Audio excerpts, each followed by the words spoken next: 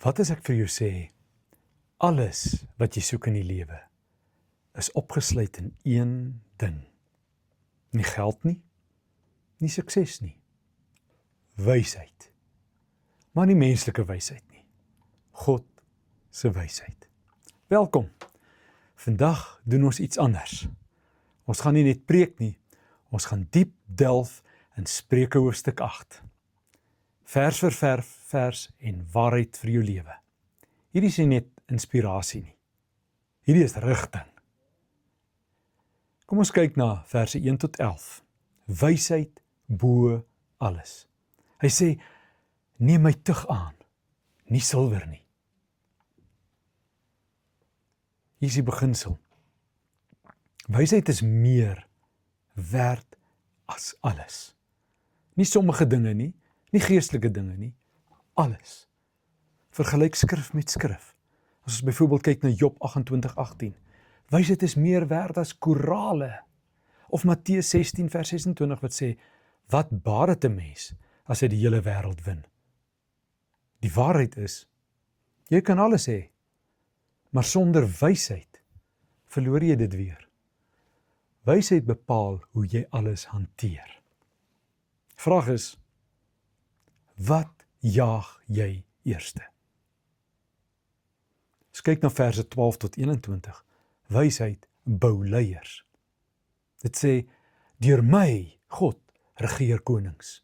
Deur my, wysheid, regeer konings. So hier verskuif dit, van persoonlik na leierskap. Wysheid is gelyk aan regverdige regering. Wysheid is gelyk aan morele onderskeiding. Wysheid is gelyk aan krag om reg te doen. Ons sien dit ook in boeke soos 1 Konings 3 vers 9, waar Salomo vra vir wysheid om te kan regeer.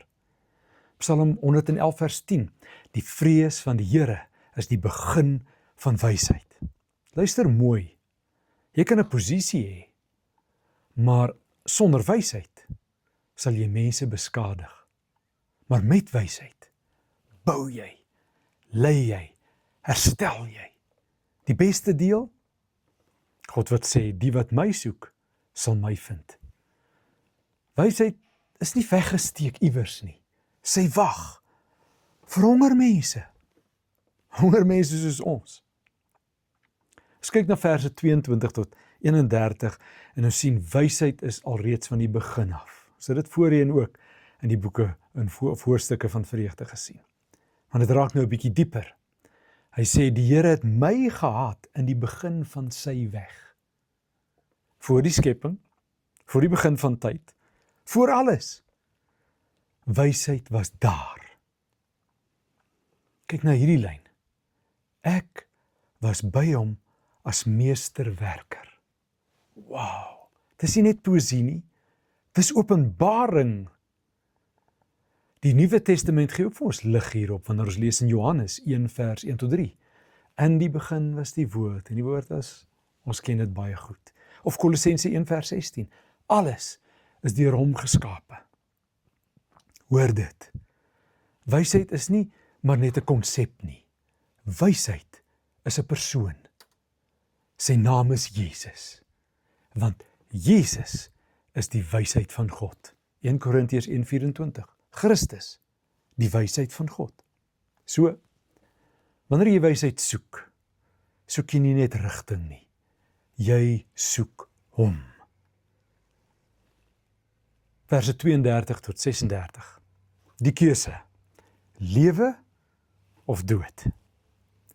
Ons hoor wat hy sê, hy wat my vind die lewe. Hier is die afsluiting eintlik. 2 paaie, 2 uitkomste, 1 keuse. Psalm 1 sê dit vir ons duidelik, die pad van die regverdige teenoor die pad van die goddeloses.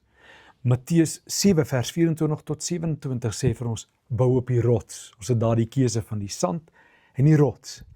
Galasiërs 6 vers 7 sê vir ons, wat jy saai, sal jy maai. Keuse, keuse, keuse.